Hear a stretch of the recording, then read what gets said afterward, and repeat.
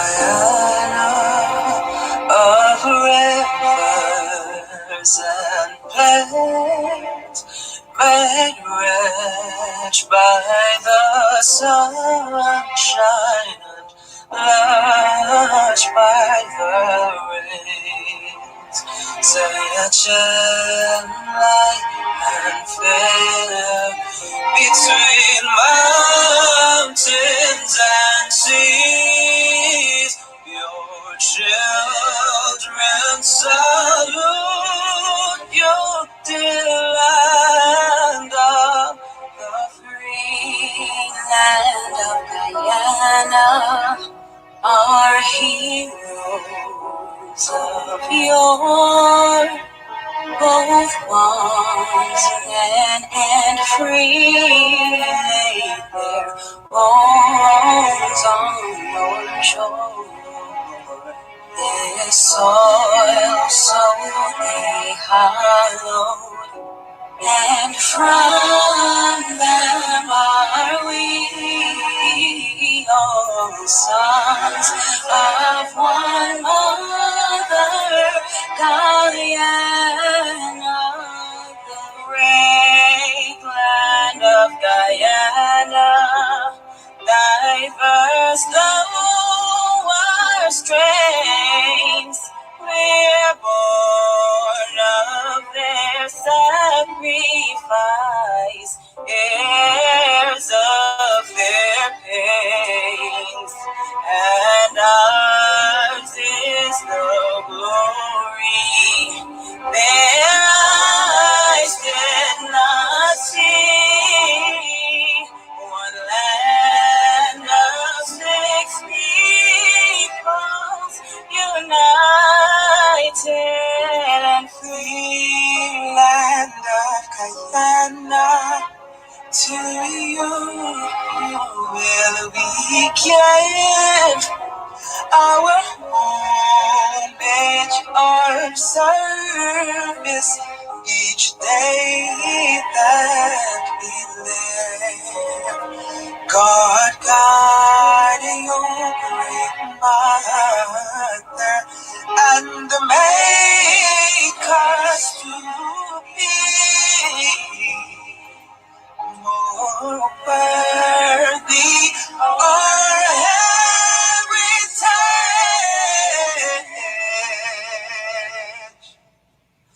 Land of the free.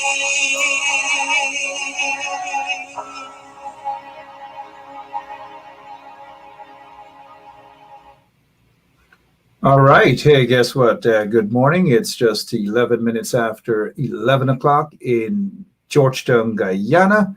It's a beautiful day in beautiful Guyana, indeed. And for those of you who are missing out about this really, really beautiful day and beautiful country, we are going to run you through the history of one of the biggest parties, because there are two, PNC and the other party. The other party, you know who they are, what the other party is and what they're all about, but we're not here to talk about the other party. We are here to talk about the People's National Congress. It is now PNCR. And the history behind the R, it has never been that way up until 2001. The R represents reform, and the reform component has a lot of credit given to the reform component back in 2001, sorry about that, spearheaded by Stanley Ming and others and his folks. They came together, and that's how they joined, and they became PNCR. Now, a lot of folks may probably have been wondering what the R stands for.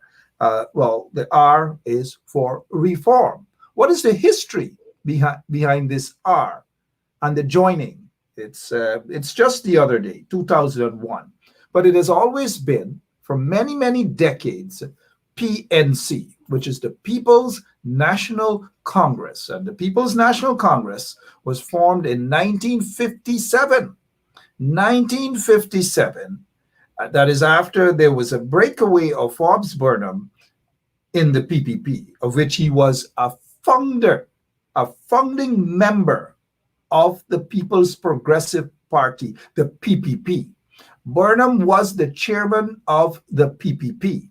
And when they broke away, he actually had, there were two PPP factions, one headed by Dr. Jenny Jagan, the other one headed by young, brilliant lawyer by the name of Lyndon Forbes Sampson Burnham.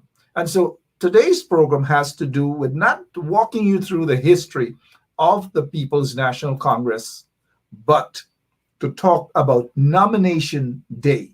Today happens to be nomination day. And we want to be able to, via this short program, to break down that process. What happens on nomination day? For those of you who don't understand or probably may have missed it, here is your opportunity, because as we do here on 107.1 FM, we break things down so that every single one can understand what's happening.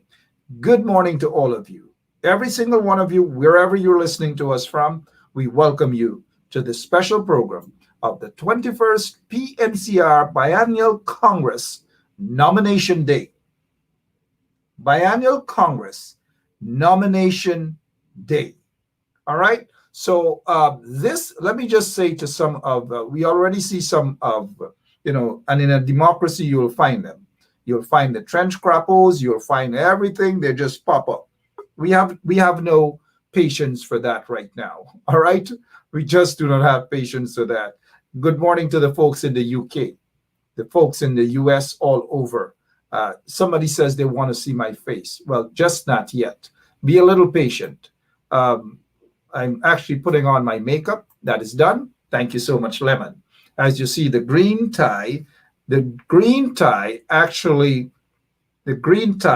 is showing solidarity with those in the PNC, those PNC members. Sorry about that. We got lots of messages coming in right now. We have our guest with us. Good morning and welcome. We appreciate that you would share the link, because we want this information to spread wide and all across Guyana, the diaspora, wherever folks are, to listen to this special program. We have, as part of our panel, Dr. David Hines, no stranger to you guys. He's a political scientist. And right off the bat, he is not a member of the People's National Congress, but he is here to talk as a political scientist. We have former chairman of Region Number 2, Sharma Solomon. He was just, in fact, he just got his membership card back. He doesn't like whenever I say he was reinstated. In fact, he tries to correct me in order for me to be politically correct, that he was always a member. He never left, he never went anywhere, and he is correct. He never left, he never went anywhere. We also have PNCR Councillor Pandit Sugrim, Anil Sugrim. They're all with us this morning. We have the Anil is already here. Thank you so much, Lemon. And we have Dr. David Hines as well, and Mr. Sharma Solomon. Gentlemen, good morning and welcome to this special edition of the 21st PNCR Biennial Congress Nomination Day. Good morning. Good morning, Mark. Good morning to your other guests and to your listening audience. Yeah. Good morning. Yeah, Dr. Hines, I know you're like 2 hours behind. So it's 8 o'clock, a little after 8 o'clock where you are. It's a little after 10 o'clock where Mr. Solomon is, and it's a little after 11 o'clock where Councillor Anil Sugrim is. Okay, let's rock and roll. Nomination day. Let's start with the outsider first, so to speak. How important is this? And as we are broadcasting these events, how important it is, Dr. Hines, for democracy, not only in the PNCR, but in the country at large?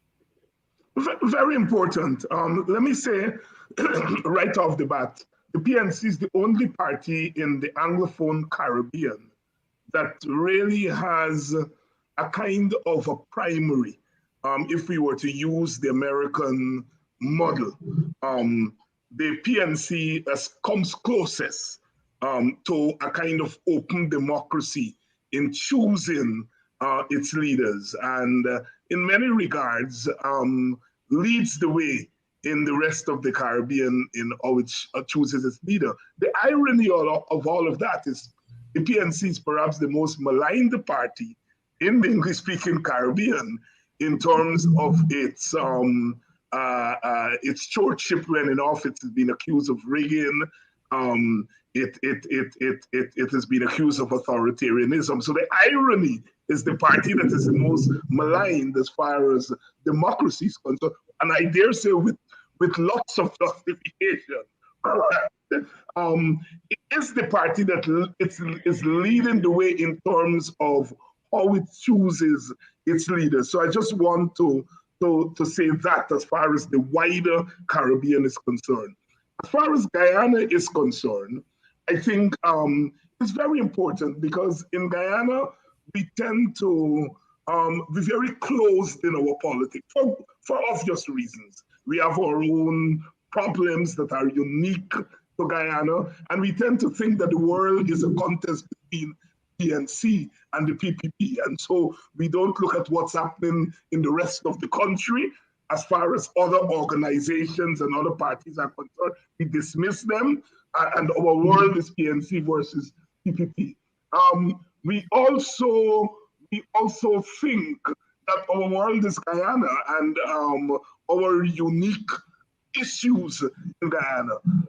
So on a day like today, when a political party is having nominations day, with the glare of the world on it, I think it serves to open us Guyanese to recognizing that in real time, we are really contributing towards the widening of our politics beyond these two political formations and beyond Guyana. I just want to make those general statements.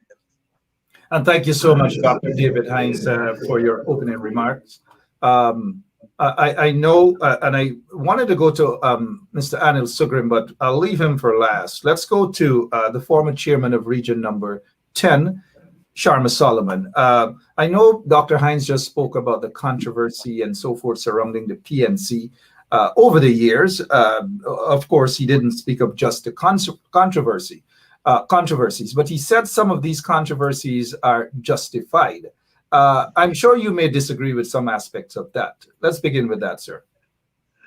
Certainly, I would agree first of what Dr. Hines made very clear that what we are seeing before us is indeed a process to not only be impressed by, but to be respected, coming from the PNC. So notwithstanding the claims made of those issues that distract from what we are seeing as a very significant step in the direction of open democracy in terms of people being able to not only identify their leadership through a process that allows for them to be involved in, but also for every member to also feel that need to participate in the process and even vie for the positions allowed for by that by the PNC. So notwithstanding those claims, and I think even though the point is being made that those claims are justifiable, I think what people are most impressed by is the opportunity that not only for the membership, but as an example of where Guyana is striving to be in this liberal democratic process where there is involvement of the membership and involvement of the say of people in the process of how they choose their leadership. I think that for me is a most impressed point that we should focus on. But you made the point of those claims, and Dr. Hines made the point of those claims being justifiable. The circumstances of the time, and I think many times we overlook what environment we're operating in. So even if you go back into the Cold War era, of where some of these claims were made about the PNC and what occurred during the founder leader, Lyndon Forbes, Sampson Burnham, I think you cannot neglect those circumstances and what prevailed at the time and even leading up after then. And that is not a claim of where the PNC finds itself only in terms of those, what is being said about the party.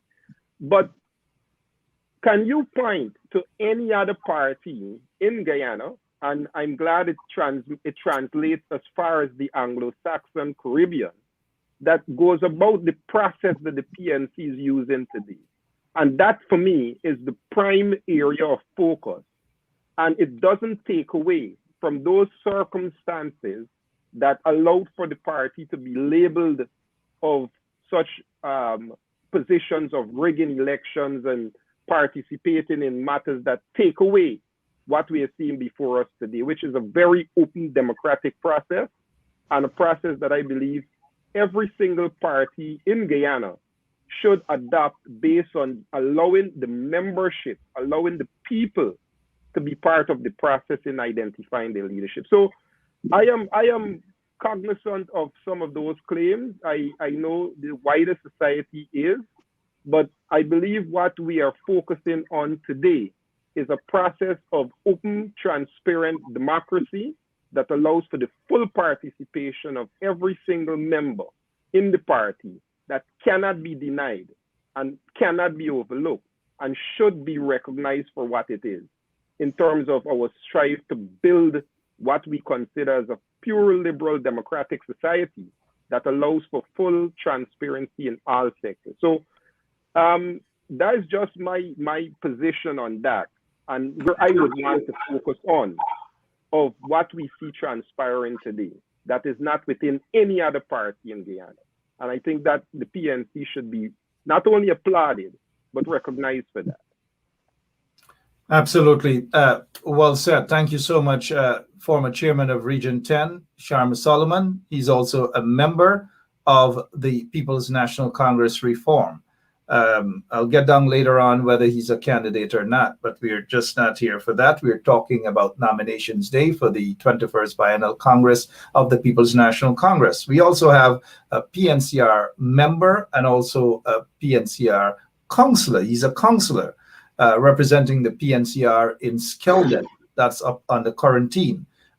Pastor Anil Sugrim. Good morning and welcome again to this 107.1 FM, sir. Good morning and good to hear Sharma and Dr. Hines. Good to share this platform with you this morning. And I trust you have been enjoying your day as we're enjoying some rain this part of the country. Absolutely. The folks on the quarantine enjoying that rain indeed. Let's get straight to the question. PNCR's nomination. Today is nomination day, where groups will nominate who they want to be either the next leader, the next chairman, the next vice chair, whatever it is. How important is this day to you, Mr. Sugrim, and how are you feeling at this moment about the process?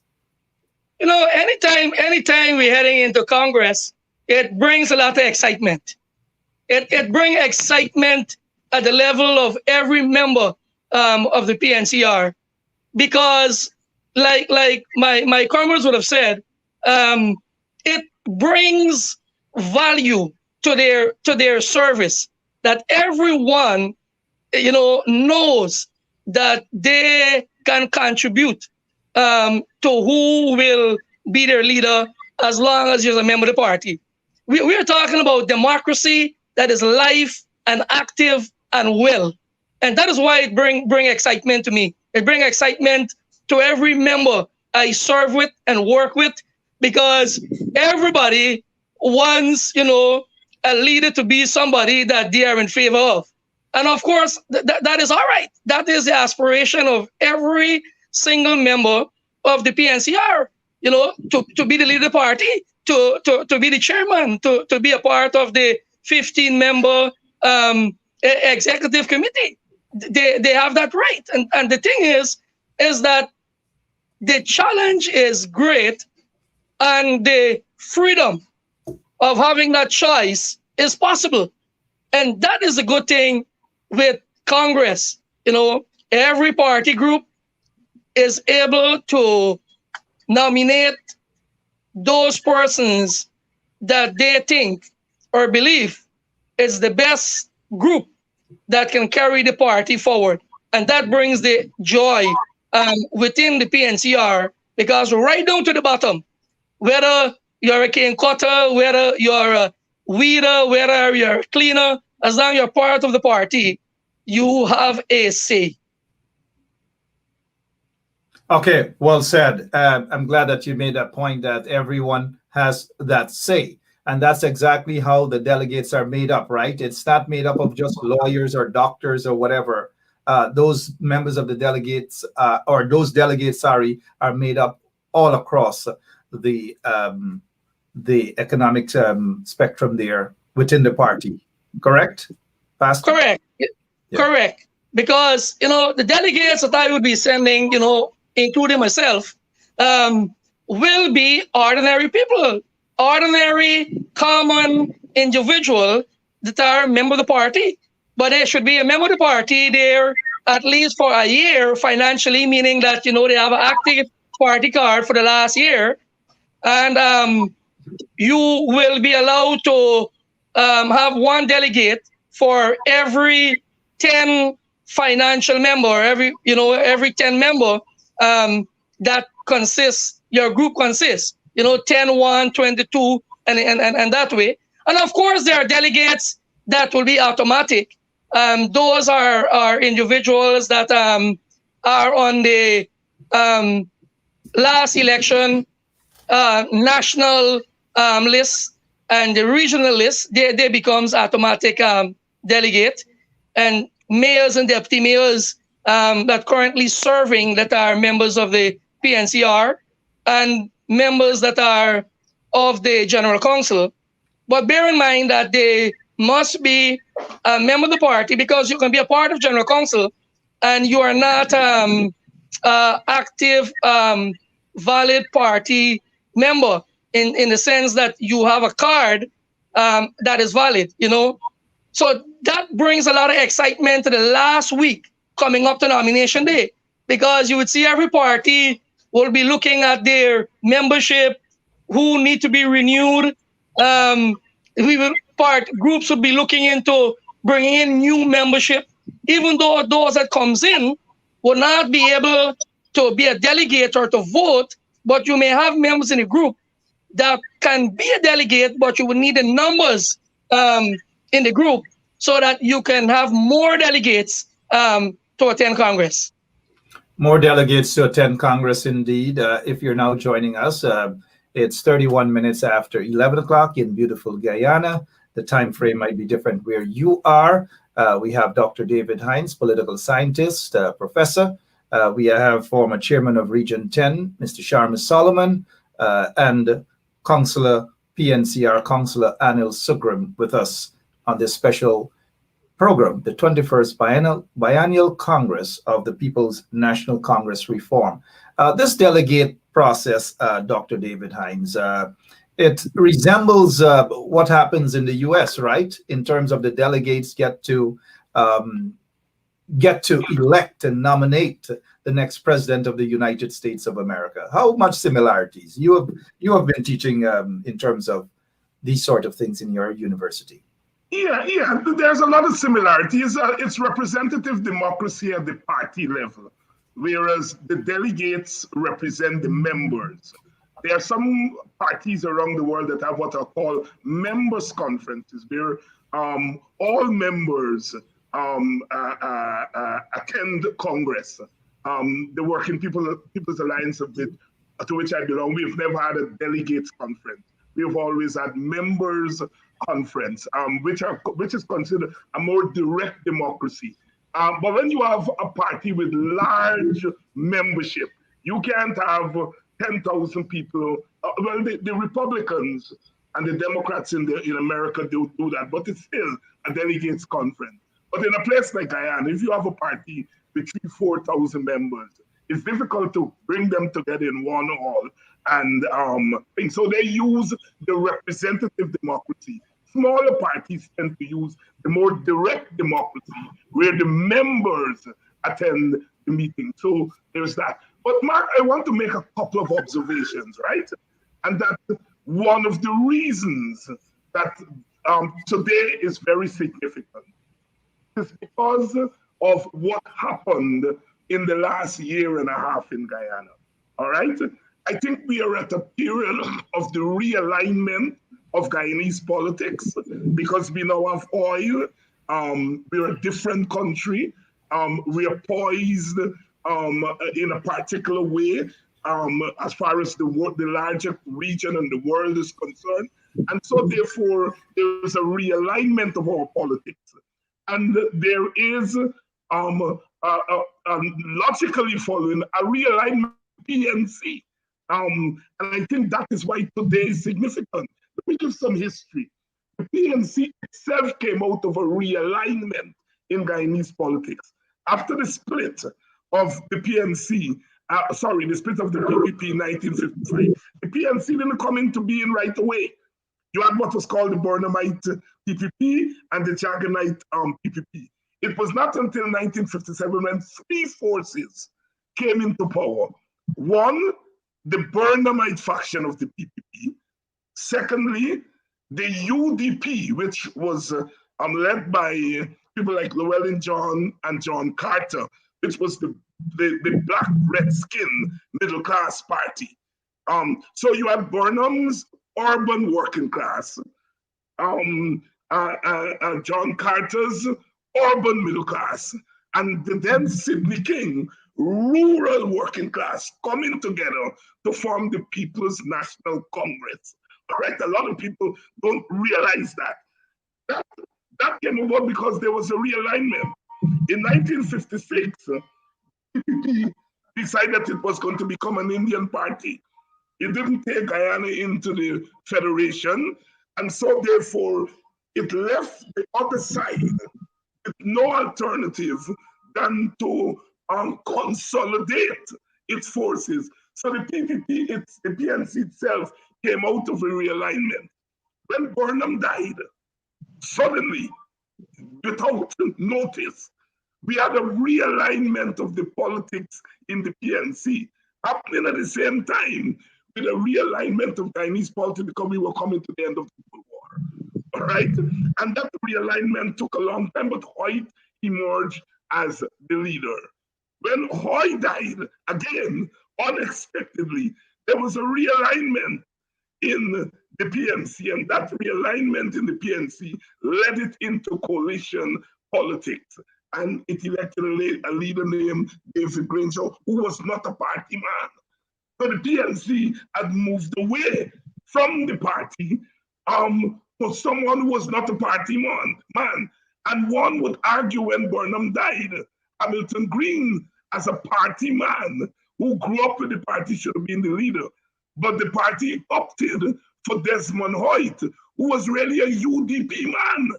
Desmond Hoyt came out of the John Carter faction and was really recruited by Burnham in 1969. He wasn't into the party politics. And now I think there's a realignment, and the struggle here is to take the PNC back to leadership by a party man. For a brief moment, Robert Corbyn as a party man led the party, but Hoyt was not a quintessential organic party man, and Granger was not a party man. And so I think the struggle in the PNC now is whether the PNC continues down the tradition of a non-party man being the leader, or a return of the leadership to a party man. Hence the struggle between Aubrey Norton on the one hand and Joe Harmon on the other hand. Joe Harmon representing the non-party man, and Norton representing the party man. And I think that's where the big interest is what is going to be the direction of the PNC as far as its top leadership is concerned in this era of a changed Guyana. All right, well said. Even though those other guys that you described as non-party man, they might share a different view. Because back in those days, Mr. Hoyt served many years as economic advisor and minister and so forth and so on. Mark, I'm talking about Mr. Hoyt became a party man in 1969. When Burnham recruited him, I'm talking between original 57 and 69. He was not a party man. I got you. But also, he became a party man and very active in the People's National Congress. That is correct. Yeah. David Otto Granger might want to correct you to say that whilst he was not an active party man, that he has always been a party man, a member of the People's National Congress. So he might. Right, and I will say to Comrade David, there is party man and there is party man.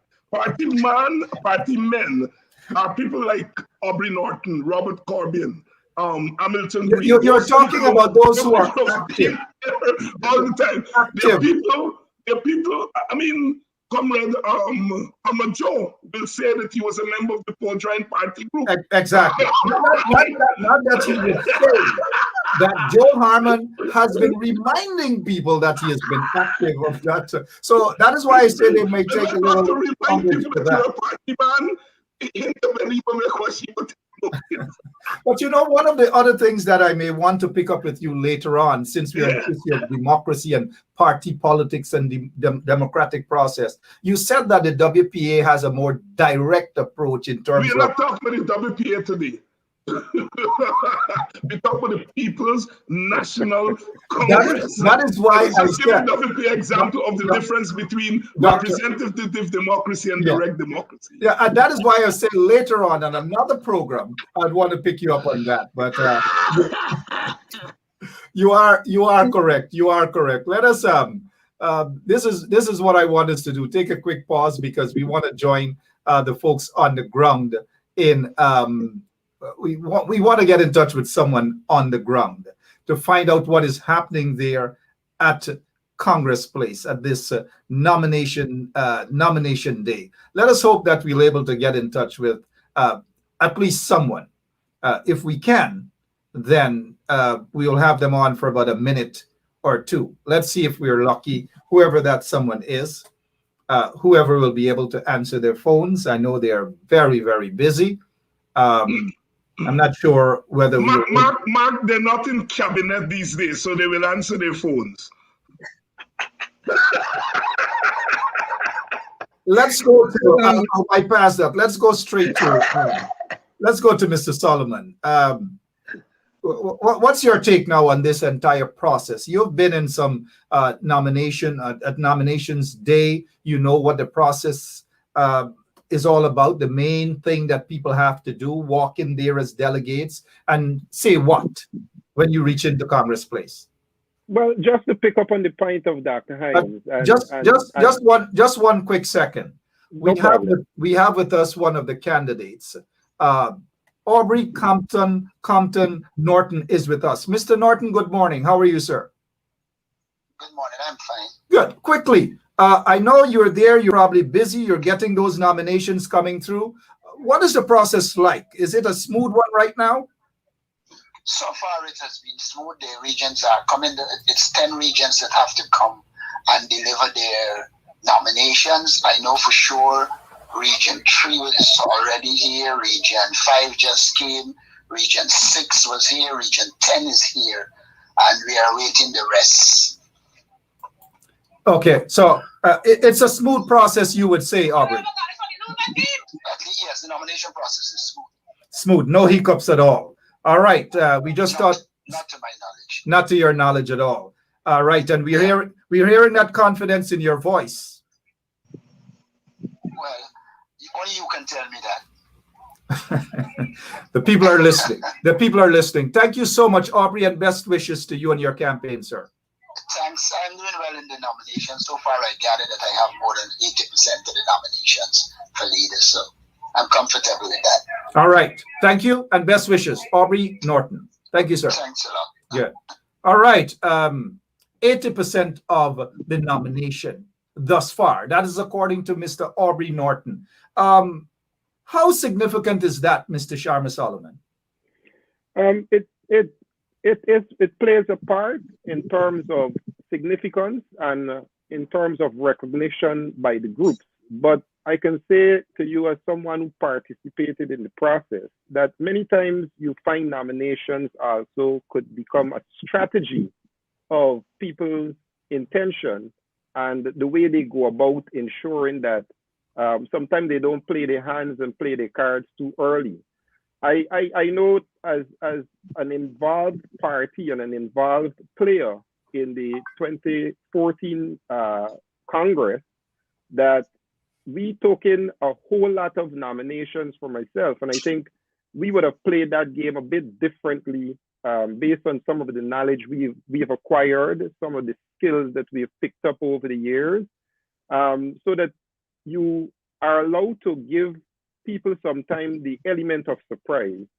I think all that those are factors and consideration that goes into nomination. So it is a factor. It is a consideration for how people are building their support. But nominations itself is not the end of the process in terms of those who will be identified and elected to lead and to leadership in itself. But not forgetting, and we go back into that which people use nominations for, that you can find, as you mentioned, the issue of our current leader, David Granger, that many times people see those who are very highlighted in front of them. And he emerged as our leader and currently is the leader. So I take not for granted the issue of nominations, but that is not the end of the process. And we have many other contenders in. I think at the end of today, you will see more than just the two names identified by Dr. Hines as persons who are contending for the leader. And one should not take lightly their involvement in the process, because those delegates are the ones who will have the final say. Whether it's for Basil Williams, I saw a group that gave nominations to Basil Williams, whether it's Dr. Van Westchild. Let me just have you pause for a quick moment, Mr. Solomon. You will continue with that, but I have the current leader of the opposition with us. I found him, guys. You did. People are saying, try to get him, try to find him. Well, I found him.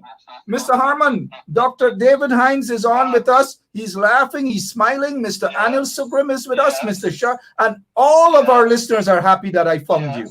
Good morning, sir. Well, this shouldn't be a situation where you try to find me, Mark, because you know fully well that if I cannot make an appointment, I offer an apology up front. So please, don't make people believe that you and I are estranged and we can't find one another.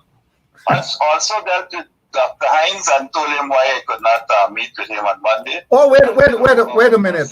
Wait a minute, Mr. Harman. Dr. Hines also looking for you? Dr.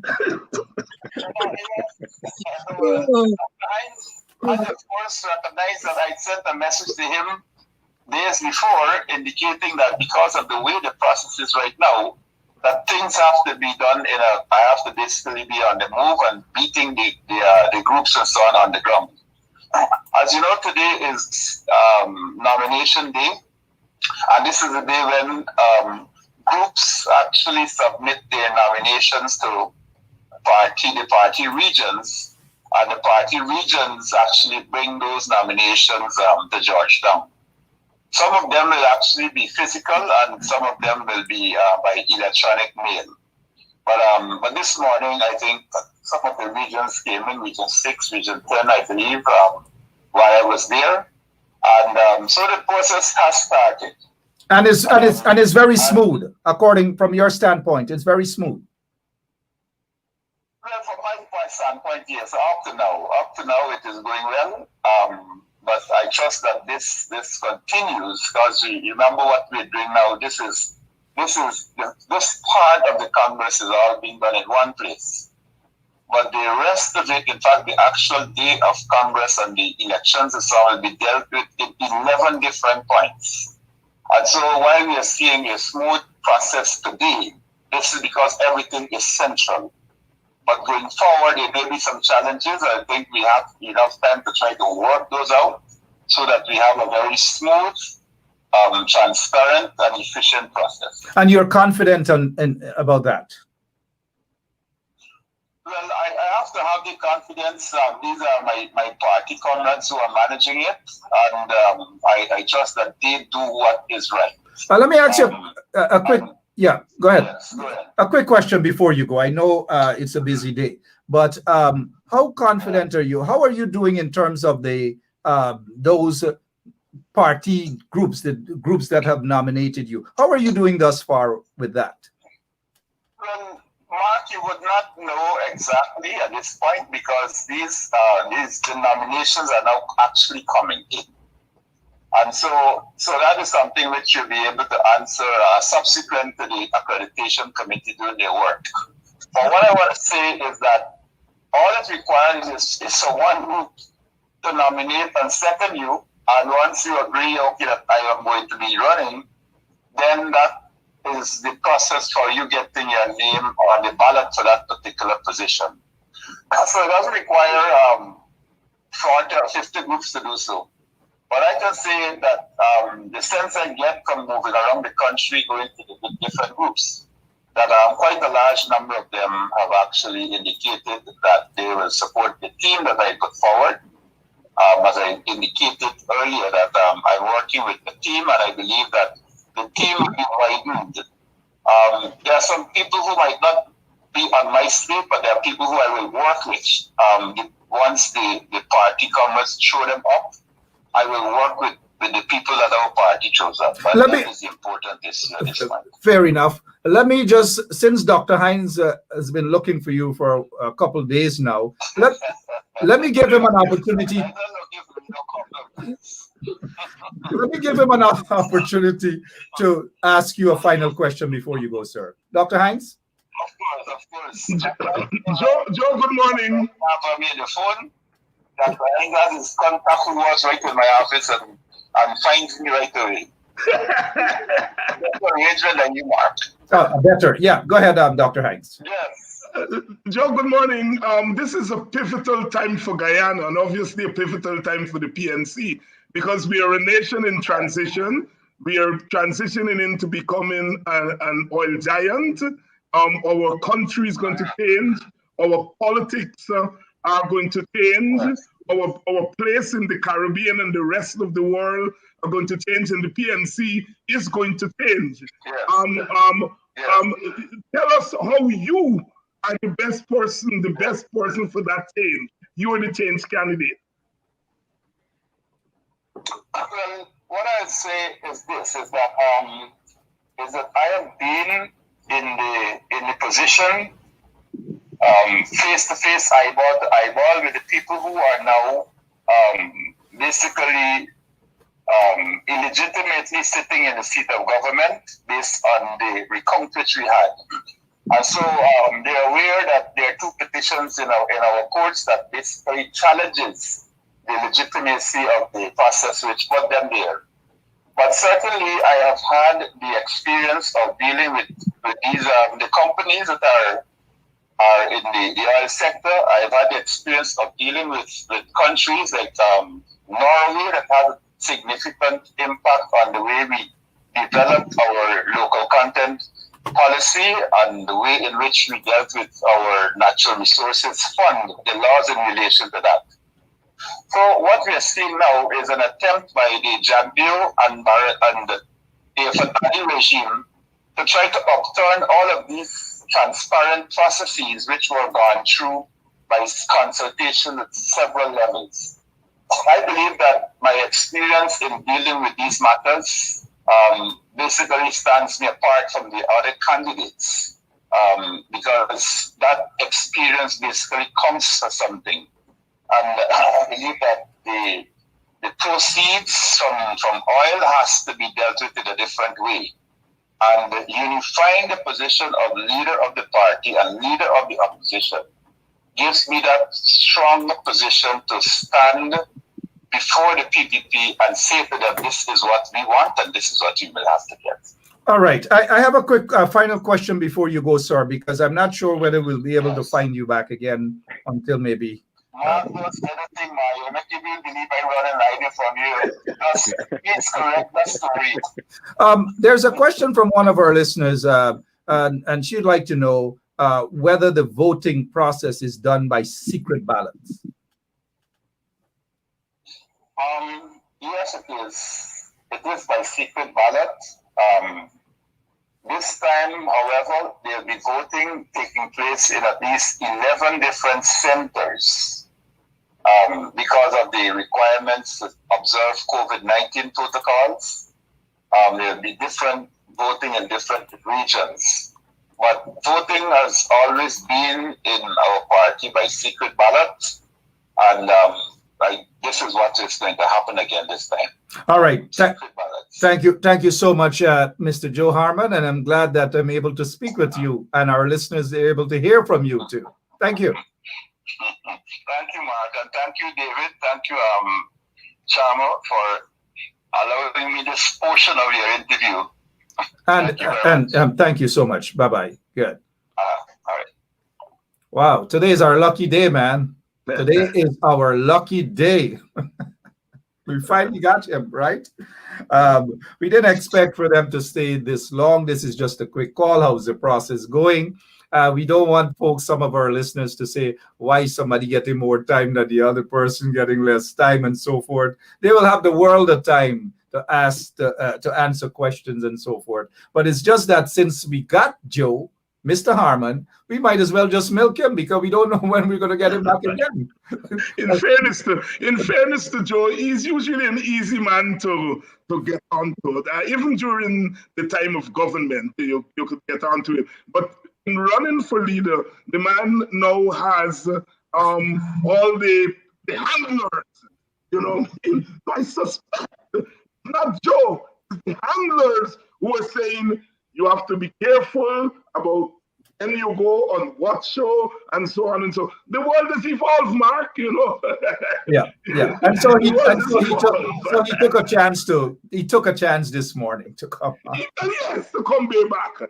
Okay, but let's thank him anyways. Let's thank Aubrey Norton as well. Let's get back to Mr. Sharma Solomon and the process. We heard Ms. Desiree Simons asked the question whether it's going to be secret. The ballots will be secret and thing. Has it always been this way? Again, continue with the process. Yes, Mark. And I think the fact that Dr. Hines mentioned earlier about representative and direct involvement, I think that is in itself what is to be considered when you ask about secret ballots for the delegates. So I know Comrade Harmon, I know Comrade Norton, Comrade Van West Charles, and even the other comrades who are vying for leadership, as I said earlier. I know they're busy. I know they're busy in the field. I know they're moving constantly.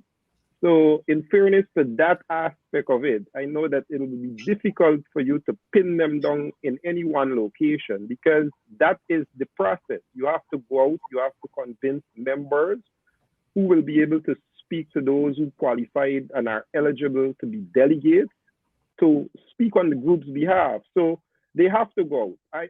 And in the longer run of mobilization and in the longer run of ensuring that we have the sort of build up to what is to confront as we move forward to build Guyana and to take back the reins of power, is it allows for the vision. It allows for not only the vision of those who are vying for the position of leader, but it allows for the vision of every candidate that is part of the central exec and part of the leadership to be able to pitch to the members and be able to pitch to the membership what their vision, what they intend to bring different, what they intend to bring as a part of the change element to ensure not only the PNCR, but Guyana is in a good place in governance with the PNCR. So that for me is very encouraging.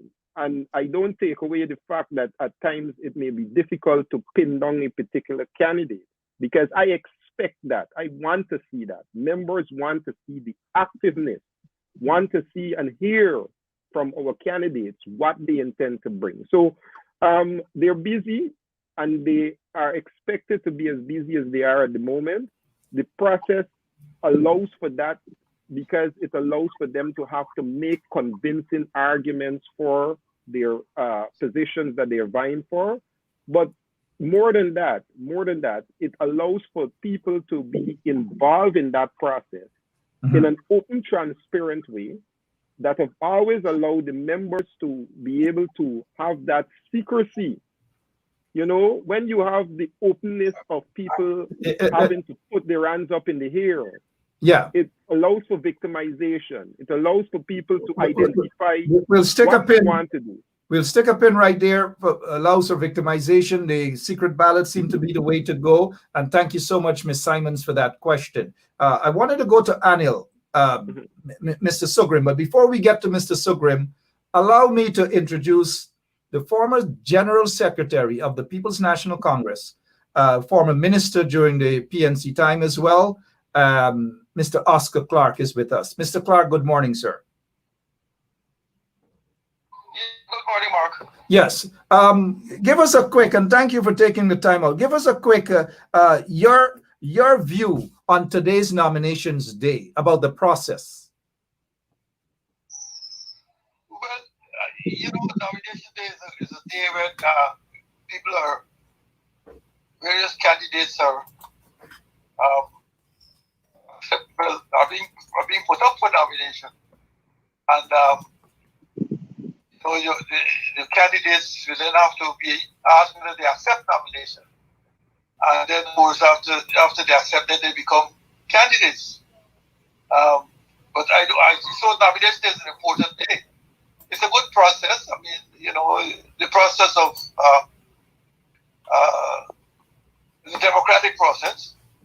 Every party member can apply for any position they want, and I think that it's going to be interesting how it unfolds. Interesting. You're confident that the process would run smoothly. There will be no hardly any major hiccups and so forth, and all the players, all the contenders will be satisfied, win, lose, or draw. Well, I can't be confident about anything like that. I mean, I'm saying that I'm not part of the process. I will only have a vote if I am nominated as a delegate. But I can't say that the process. I cannot say that. I mean, at the end of the process, there will be an evaluation. I'm sure if anything, if there are any problems and so on, those will be surfaced. But I'm saying that I think it's a good process on paper. I hope that everything goes well. With all the years, you've been around the politics for decades, a long, long time. You're still with us, and we're glad that you're still with us. But has there been any other nominations day than the one that you're seeing today? We're having, what is it? The internet connection problem with Mr. Oscar Clark, former General Secretary of the People's National Congress, and we just have to thank you so much, Lemon, for disconnecting that call, but thank you so much, Mr. Oscar Clark. Before we get back to Mr. Sharma Solomon and Dr. David Hines, let's bring in Mr. Sugrim on what you've heard so far. How are you feeling based on what you're hearing so far? Well, what I have heard so far, it's nothing new or strange from what happened the last time. It's actually the same process. What would be different, of course, is that we would be across the country casting our ballots for the new leadership of the party.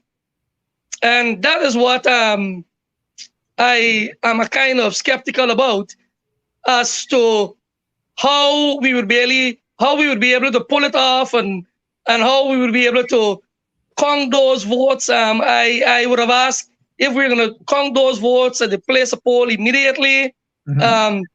whether we would. I guess, Mrs. Sugrim, that's a question we will get to. Indeed, it's a good question. We also have, and thank you, Lemon, for lining all of these interviews up. We have Mr. Dr. Richard Van West Charles with us. Dr. Charles, good morning. And just quickly, how is the process and how confident are you? How is it coming along? So far, there have been one or two issues which I heard about, which I've drawn the attention of the chairman and one or two other people, and they're looking at it. So I'm assured that it will be addressed.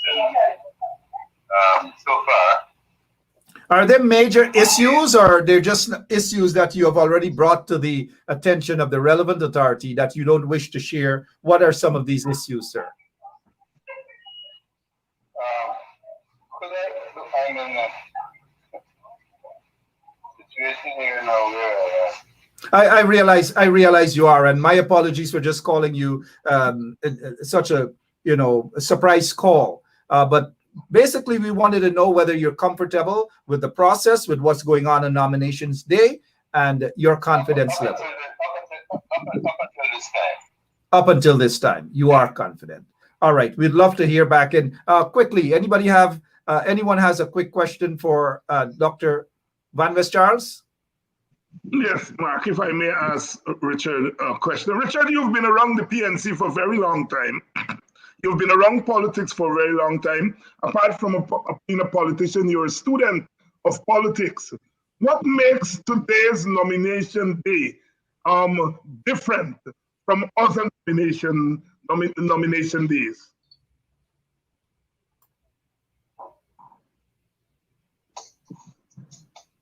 Yeah, Dr. Hines, have you heard the question?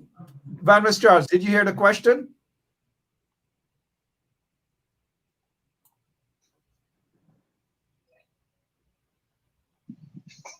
Hi, Dr. Charles. All right, sorry about that, guys. We are getting these candidates, catching them off guard and so forth. Dr. Van West Charles was in the midst of something, and so we couldn't hear him clearly. We are glad that we are able to hear from these main candidates.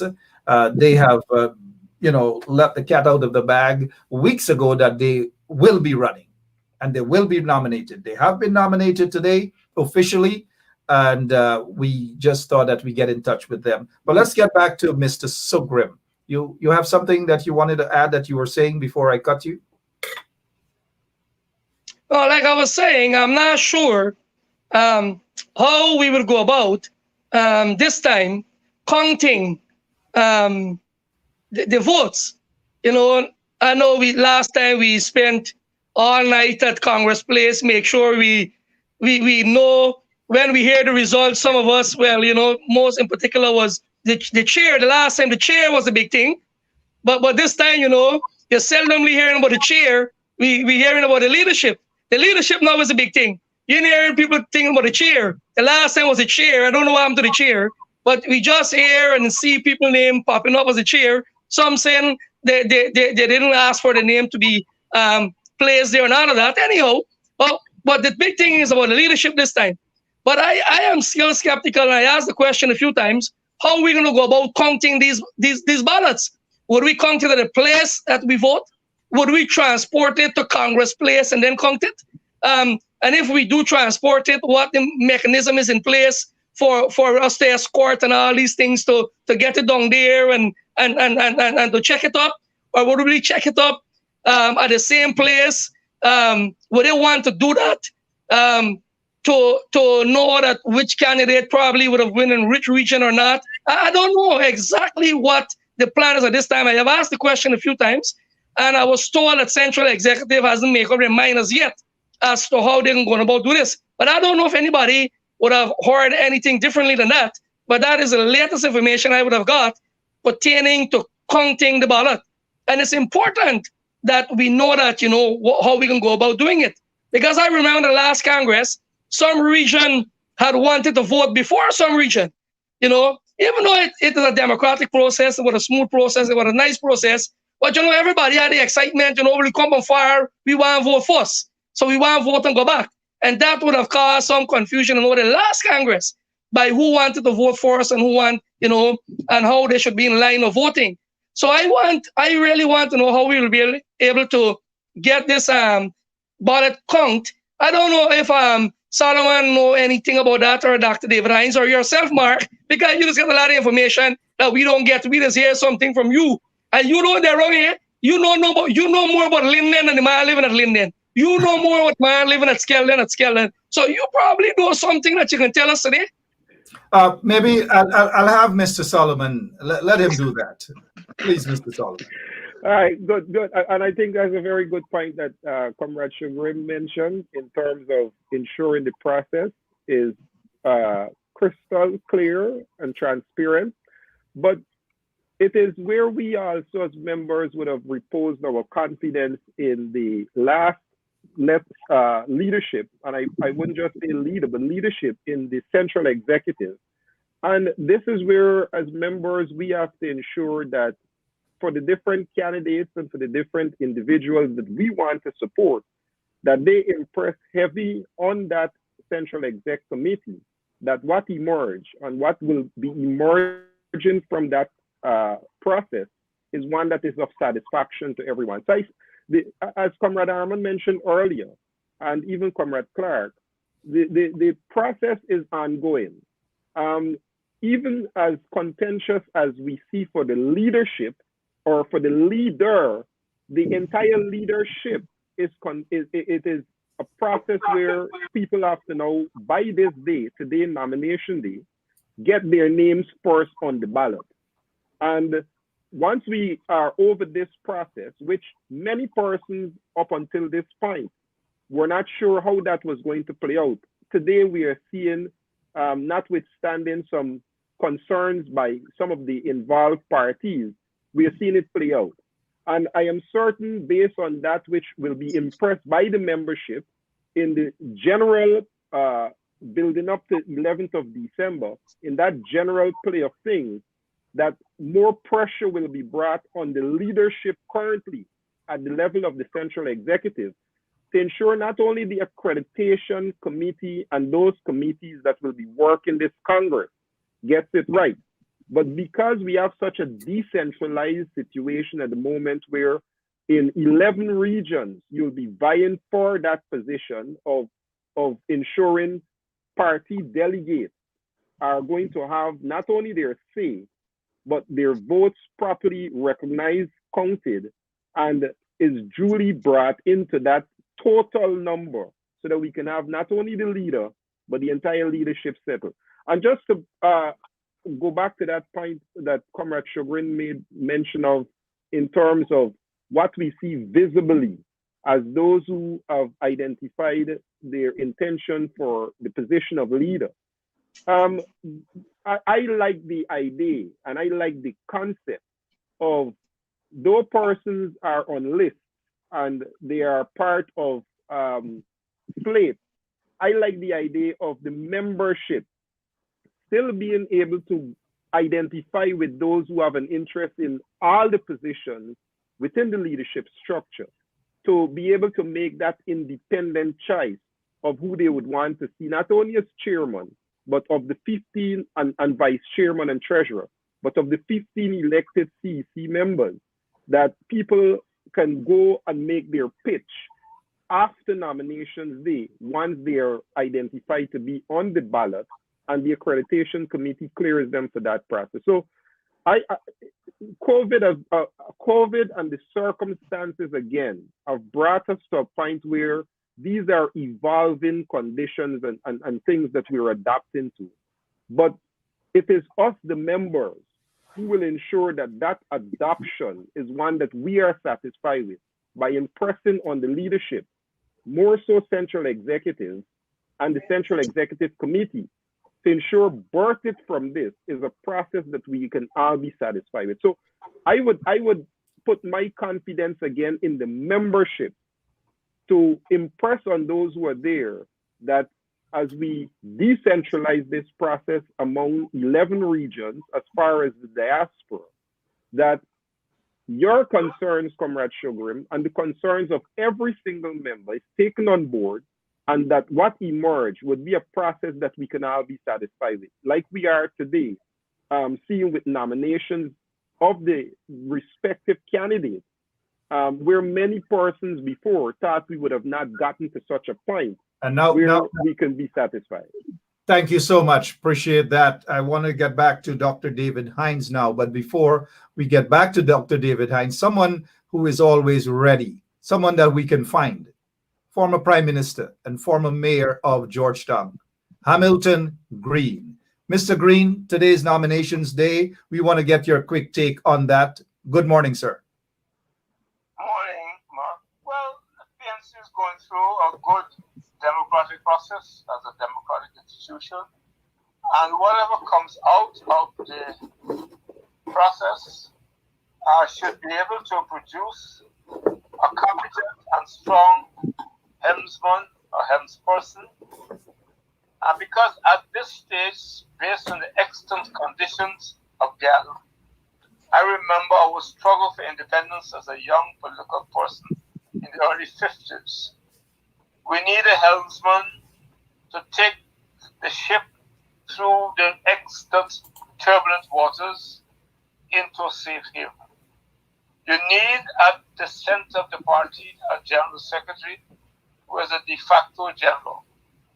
And at the end of this process, many of us, particularly those with a wealth of experience, are prepared, and I believe all the candidates are willing to listen, to advise whoever comes out, advise them what to do. I've spoken to some people separately, and what is important is to rekindle the zeal, enthusiasm that the party had in the late 50s and 60s. To have a membership here in Joshua alone, we have about 40 solid, vibrant groups. On the East Coast, West Coast, the East, Northwest group. We have viable groups that are known to the community, and that is what I look forward to over the next couple of months after this nomination. All right, Mr. Green, thank you so much. Usually we have Dr. David Hines. He's with us along with Sharma Solomon and Mr. Sugrim all the way from Berbice. But the only person who is always ready to ask a question is Dr. David Hines. So I can see that he's scratching himself to ask a question. Go ahead, Dr. Hines.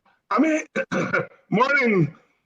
You've been in this thing from the beginning, from 1957 right through now. You've seen it all.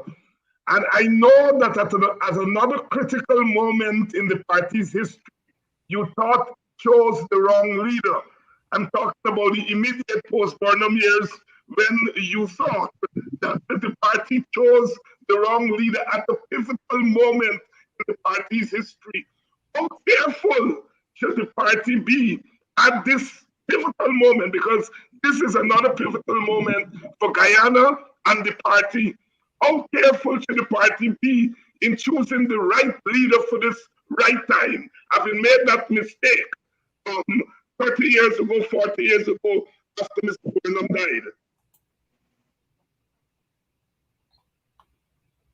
Well,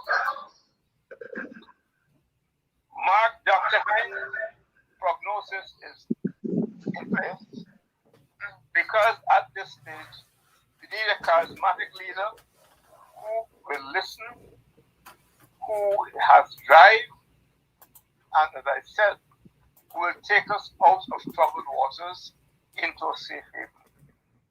So David is correct. I don't want to comment on what mistakes may have been made before, but I hope that at this time, that those mistakes are noted and we don't repeat those mistakes. All right. Hope that answers the question. The mistakes are have been made, and hoping that whomever the next leader is would not make those same mistakes. But of course, leaders do make their own mistakes, right? But he's saying the party should not make the mistake that it made shortly after Mr. Burnham died. And the question was, who should be the leader? And I am saying, Ami felt strongly that a certain kind of leader should have been elected, and the party elected another type of leader. Dr. Hines, let us take into consideration that we don't expect Mr. Hamilton Green to be comfortable, or he wasn't comfortable with the leader that was chosen at that time, because Mr. Green thought that he was the rightful heir to that throne. And many people thought so too. Mr. Green, thank you so much for your time, man. We appreciate it. Thank you, Hannah. Appreciate it, man. And let us, as old time people, let's all pray. Let us all pray. Thank you, Mr. Hamilton Green, there, man. Oh, shucks, he's not one of them that's hiding. We got Chris Jones here, and I got him off guard. Chris, you're actually on the air. I was actually calling to ask you how comfortable are you with the process right now? Today's nomination day. And have you been nominated for anything? And are you accepting the nomination? All right. Well, so far, the process is very smooth, very transparent, because I'm actually still at the first place. I am aware of what position I've been nominated for. That will be only told to only but all of the other comrades who would have been nominated subsequently. I don't know if it's going to be as early as tomorrow or perhaps on Monday, when the accreditation committee via the facility receive these nominations to the persons who have been nominated, perhaps as late as this month. Okay. Depending on those positions that I've been nominated for, I will then make a determination whether I will accept or decline. I can see I as vice chairman. So those party groups that have nominated, once they would have nominated me, I am more open to vie for that position. The vice chairmanship. The vice chairmanship. Okay. As you would note as well, Comrade Harmon's Slate, they have put me as the vice chairman candidate on that slate. So it is expected that nominations will come in for that. But I don't know about the other posts as it relates to chair or leader of the party and so on. But let me ask you this quickly, Chris. And again, thanks for your time. You issued a statement that you have not endorsed anyone at all. And now you're saying that based on the slate, Joe Harmon's slate, which lists you as vice chairman candidate, you're saying if nominated, you will run under that slate. Is that an endorsement or any sort for any candidate? No. It should be clear, and I think I put that out in the statement as well, is that I have so far been placed on both Bernard and Comrade Joseph Harmon's slate, which is pretty normal in party politics. Sometimes persons could be on as much as 5 slates. I haven't seen Comrade Van West Charles' slate, but my name could appear there too. That is not it's nothing new. But your name could only appear if you consent to that, if you give permission. No. You really truly you don't have to, I mean, somebody can, as I know it, all of the years in the PNC, a candidate vying for a position will look around the country and identify persons who he or she wants to be part of the slate, and they will place you on the slate. That is nothing new, and it doesn't necessarily require your approval, your accept or decline of that. It really doesn't require that. When you're nominated, that is when you are required to accept or decline such. All right, I got you there. I got you. I'm here with Dr. David Hines, Mr. Sharma Solomon, and Mr. Anil Sugrim as well. We thank you so much for your time. Mr. Chris Jones, Chief Whip, and he's vying for the position of Vice Chairmanship. Once he's nominated, that is the position that he will accept once nominated. Thank you so much, Chris. Most welcome, Mark. Thank you. All right. All right. So we are not waiting for the candidates to come to us. We are going directly to the candidates. I notice that you're smiling. I notice you're smiling, Sharma. Well, all of you guys are smiling. Let's go to Sharma. Why are you smiling, man? Talk to us. No, I think it's important the points that are being raised, Mark, and with reference to how this process unfolds. I believe many times when it is not public that the way we see it today, there is a lot of misrepresentation and mischaracterization of what is actually happening.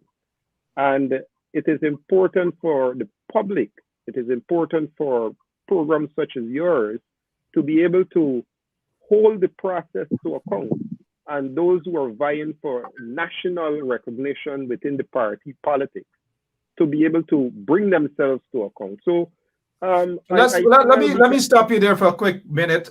Miss Amna Ali, how are you, ma'am? I'm fine. Good. I just want a minute of your time. Ben Sharp here. We have you just for a minute on 107.1 FM to talk about how confident are you about today's nomination and the process? I'm sorry, Mark. I will not make any comment on my party's business on air. All right. I got you. Thank you very much. Thank you so much. Appreciate it.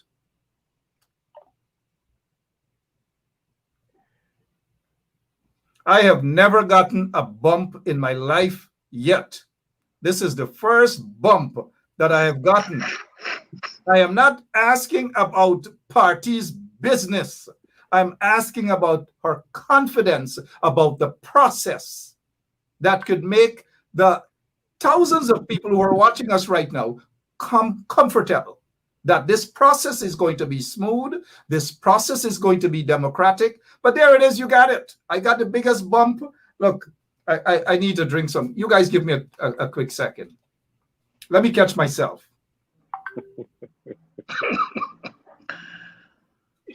You can cut your hair again, Mark. People are laughing about that bump. Anil, go ahead. You were saying something. I just got bumped. You can cut your hair again. Dr. Hines, you were talking about the democracy and the democratic process, but here it is. I was just bumped by the current General Secretary of the People's National Congress. Simple question about the process. How comfortable is she about the process? I don't see that as talking party's business publicly. Your take on that, Dr. Hines? Yeah, well, look, Mark, there is democratic form and there is democratic substance. And we've been hailing the party for its democratic form all morning, but we have not talked about democratic substance. And my brother Sharma here is a student, and he's obviously familiar with these concepts. I want to go back to Sugrim, because Sugrim said what is perhaps the most significant thing here this morning is that he said he has been asking where the votes would be counted and nobody could say. And that is why I'm saying nomination day is about form. Once we go beyond nomination day, we're talking about substance. Now, we're talking about nominations and we're talking about members electing delegates. It is no secret that in between Congress, party groups go to sleep, some of them go out of being. And when Congress comes, we run around the party, run around the place, recruiting members. Sometimes the candidates are recruiting members. So the question of the validity of delegates attending the Congress is going to kick in shortly after we gone past nomination day. And that's all I'm saying. Let us have our day in the sun. That is why I said, the PNC leads the way in Guyana and the Caribbean in terms of an open, transparent system. It doesn't mean that the system will remain open, transparent after nomination day. Because after nomination day, you now have to fight for that transparency. And the General Secretary gave you an inkling. This is party business. Here we are saying this is party's business. And this is the region's business. and I extend the world business, because the world, the region, and the country are looking at the PNC right now. But perhaps the General Secretary doesn't grasp that concept of the particular being part of the general, right? And so this is what, once we get past nomination day, the quarrels are going to start. And I hope for the good of the country, I can't speak for the party, I'm not a member of the party, but for the good of the country, that those things are sorted out, and that the PNC people who are running the election and the Congress recognize that the world is watching them in a way that they've never watched them before. And this sets the stage, because once the PPP holds their Congress after this, they will have to go through the same scrutiny. Guyana is not the same place. On nomination day, and when on the PPP, you will be holding a program just like this, and the world will be watching them. None of the parties can escape the glare of the country and the world after today. And so therefore it's unfortunate that the General Secretary doesn't appreciate the nuances of the politics as we go on. But who am I? I'm just a lowly professor trying to make a living.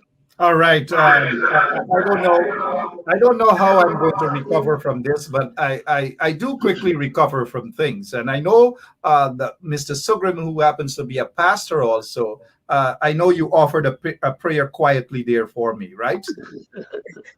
Yeah, I did, Mark. But you was a champion for the cause, so that won't bother you. But it's unfortunate, it's unfortunate that the GS would have said, such words when all Guyana, Dr. Hines pointed out, about, what can happen after nomination day. And I suppose that will not be the case, because most of that would have been happening coming up to nomination day. But the thing is that it's unfortunate, because the party business is all over the country since the date of Congress was slated. Since this was announced, party business has been all over the country. So I don't know, because I some correspondent that came out recently from the GS, she sent those correspondents in protest. She wrote in those correspondence that she protests on sending out those correspondence that was coming up to the groups and so forth, to make sure that the membership was in order and their renewal and so on. So it is unfortunate that she would have said that, because she probably got up on the wrong side this morning, or she didn't dream properly or something. I don't know. But the thing is that everybody in this country is looking to us, and like Dr. Hines have said, and the Caribbean at large and elsewhere, that the process is democratic. I don't know what is there to hide, or I don't know what is there for us not to talk about. Because what I know for a fact is that it's a democratic process from the time I know it begin, and I am participating in it, and I know exactly where we're going now. And I don't know. I know Mr. Harman would have said, well, his next general secretary, if you win, would be Manipal. I don't know if that gets you a little upset this morning. I don't know. What could have been the cause. But the thing is, we know what is happening, and there is nothing that is hiding at this time coming up to Congress. Party groups, party members, delegates, candidates, we all know what's happening. So there is nothing there to hide or not to talk about. But we are here to talk about things, and I don't see you want to take another shave and come back. Yeah,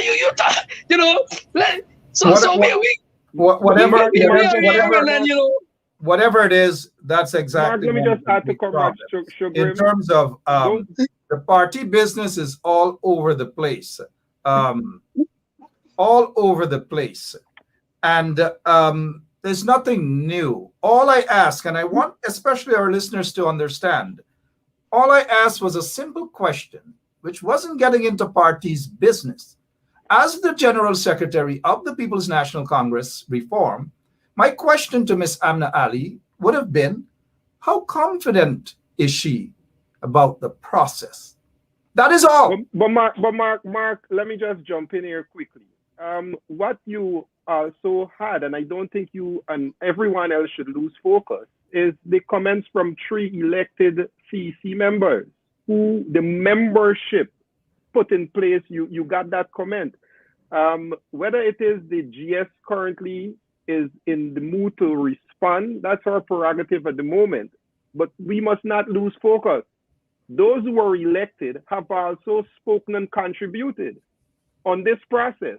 So it is open. It is open that even though they're contenders and they feel the need and obligation to have to respond, I think they also recognize at the level of the membership, they must respond. And the level of the national discussion, they must respond. That you could have had all 3 candidates who are contesting for the top post of leader being prepared, and not only that they're contesting, they are elected members of the central executive.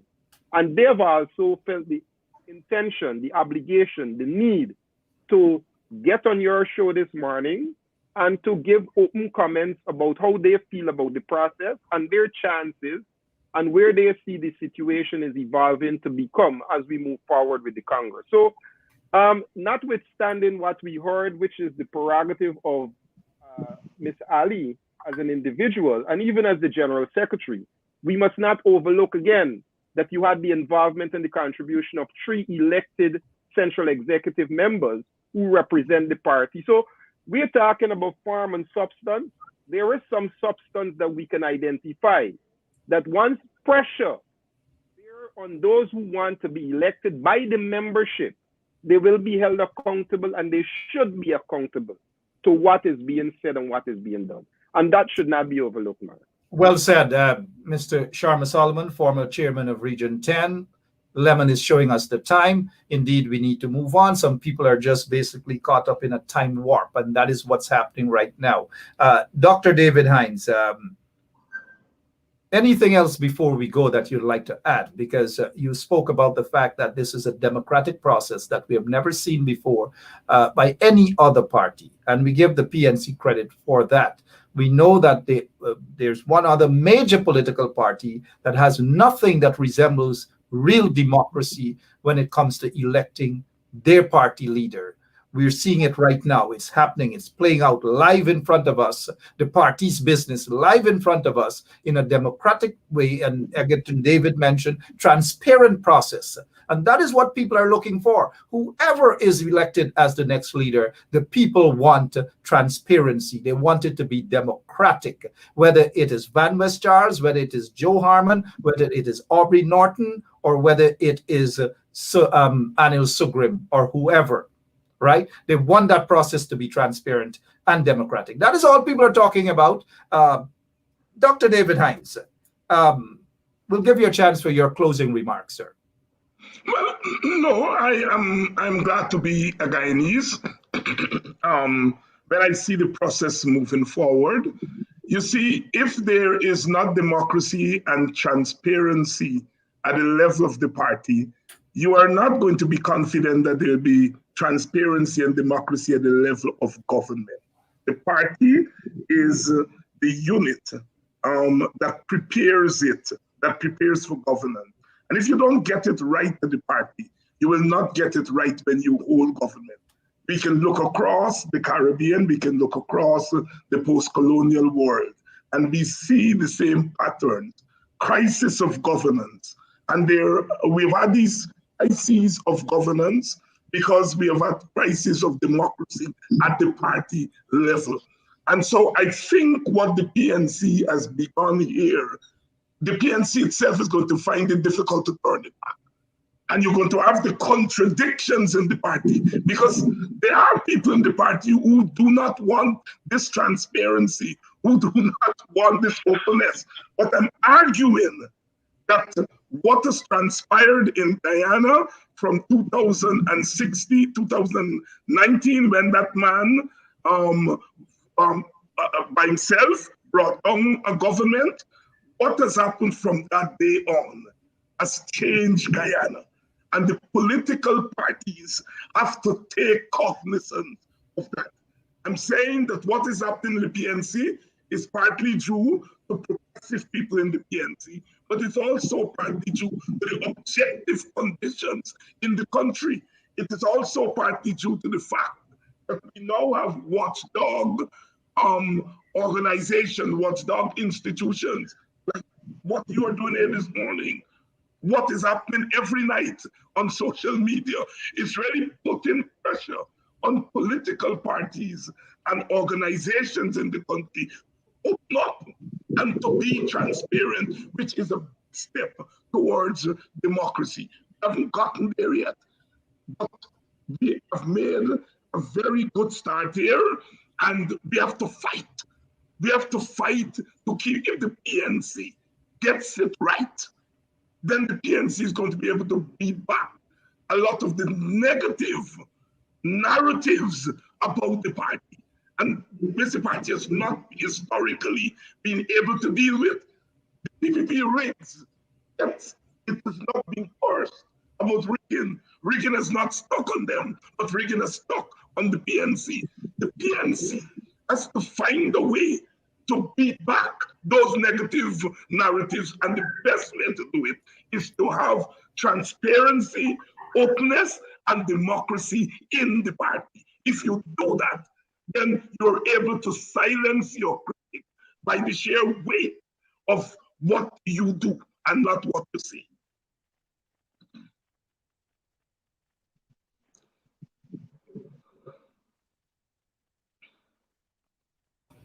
Sorry about that, guy. I just the lemon just sent me some Advil because I got an instant headache. I still haven't. Let me go to Mr. Sharma Solomon. We have recovered. I've been in this game long enough to understand that there are some people who are tactful and there are some people who are just not tactful. In a democratic process or in modern democracy and modern way of doing things, some folks who are a little bit old-fashioned, they have to come to grip with reality. And I guess at some point in time, Ms. Amna Ali will come to grip with reality. Mr. Sharma Solomon, your closing remarks, sir. I am encouraged. I think Guyanese generally are encouraged, but more so the membership of the PNCR, what we are demonstrating today is an encouragement of hope of where not only the party intends to transition, but where the party intends to transition Guyana within a liberal democratic society, and more so as a society that have found all this newfound wealth and resources to manage, and even the direction that we see the current administration taking Guyana. Important to that is how do we ensure the involvement of the membership every step of the way. This is not the end which nominations will be, because there is another process of identifying the delegates. And I know the point was made earlier about the activation of groups only at Congress, and that is a true position. But I think what this allows for is for momentum to build towards a national front or a national objection to what we see the PPP has been bringing Guyana and the wider Guyanese society too. So though you may have had many groups, and I am always concerned about this, that are not necessarily in terms of structure the way they should have been, they should have been coming out from the last Congress and even the last general election. I think what we have, however, is an opportunity to ensure that we maintain the form and structure of those groups that makes them relevant, not only at a Congress, but moving forward in a national election. It allows for the building of the membership. It allows for confidence to be reposed in the membership, that they can also not only hold leadership accountable, but participate in the process that will bring us the victory we need. And just before I go, Mark, and in Please. conclusion, Yeah. I think what we should expect also from this process is emerging the sort of leadership. And I made a point to Comrade Shogrim, though we are focusing on the leader, it is an opportunity for us in the wider context to appreciate how do we ensure that leader is supported by the right sort of leadership committee, from as far as the chairman to every central executive member that is going to be accredited once nominations are closed and have their names on the ballot, and every single representative that is placed as an elected official can get the job done of moving the PNC forward. And I think that's exactly what people are looking for, those who are members of the party and those who are outside sitting watching what's happening in the party, because a lot of the party's business have jumped the fence of Congress Place, walked through the gates of Congress Place, and so the party's business has become the public's interest. Anil, Mr. Sugrim, your closing remarks, sir. Well, I want to thank you again, Mark, for having this platform and for providing for us to speak from our mind. Thank Dr. Hines for his intelligence and Mr. Sharma for his experience. You know, as long with those potential and qualities, whether in or out of Guyana, you know, we can make this country, you know, a powerful nation that can look upon by the rest of the Caribbean and the world at large. You know, but the thing is, what we need to do is we get it right now with our right leader. So we take this country over. We gotta take back this government. And that is what is important for me. And that is what should be important for every member of the party at this time, to know that we are going through a phrase that, of course, is transparent and democratic as far as I know. And as far as I know, participating in the last two Congress, coming to this one as well. And I know that coming out of this Congress would give us a strong leader, a vibrant leader.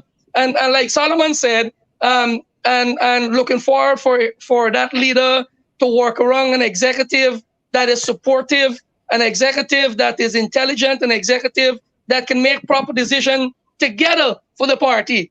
And I heard Christopher Jones said, you know, that he did not see the slate of Van West, but probably his name is on that slate too. Well, I know of some people that their names is on all of those leaders slate.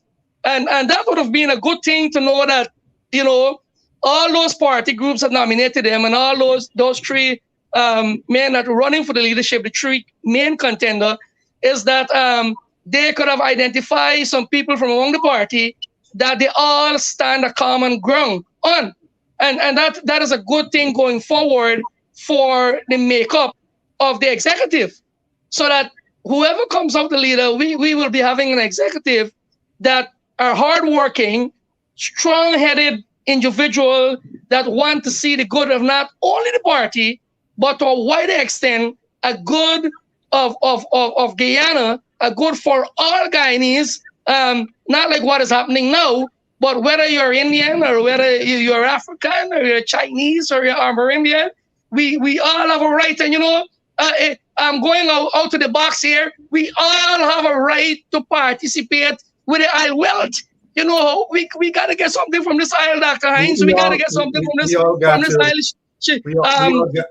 Solomon, we got to get something from this Isle, Mark. Not only a set of people, and not only a group of people, not only friends and family, but that is why it is so important that this party pull out a Congress that can set the pattern and to set the tone, like Dr. Hines would have said, for them bodies, for the PPP Congress coming up, that the pressure must come on them from their supporters to know that we would have run a transparent and a democratic pattern in electing our leader, and for them not to come overnight and say this body chop out of the race and that body chop out of the race and this one body win the thing. You know how? So that we will be able to have a transparent and democratic way in electing our leader who will lead by the support of the people. And that is why it is so important, like Solomon was saying, so important that groups work at all times, not only during the process of Congress, so that we collectively can demonstrate what democracy is and how we can carry forward this beautiful country of ours after we would have a new leader and a new executive for the PNCR. Thank you so much, Pastor Sugrim. I don't know whether I should do this publicly or not, but when I do get off the show, because we have to go, Lemon is indicating that we've got to go. We're over time. But one of the things that I will be doing for you and Mr. Sharma Solomon, I'll be offering a prayer for you both because y'all brought the party business out on 107.1. You talk about the sharing of the oil wealth. We have sitting in a bank, the Reserve Bank in New York, $540-something million, right? But out of that, ExxonMobil, we owe, the Guyanese people owe Exxon 9-point-something billion US dollars. So my question is, what is the purpose of that 540-something million sitting in that bank account, man? What is the purpose? I don't know. But gentlemen, thank you all so much for your time, man. Thank you all so much. Dr. Hines, Mr. Sugrim, Mr. Sharma Solomon, thank you. And to all of our listeners across Guyana and around the world, thank you all so much. Also pray for me as well, man, guys. Pray for me, please. Thank you. I love you all. Thank you. Good, Mark. God bless. Good night. God bless. God bless. Land of Guyana, of rivers and plains, made rich by the sunshine and lush by the rains. Say a chill light and fair between my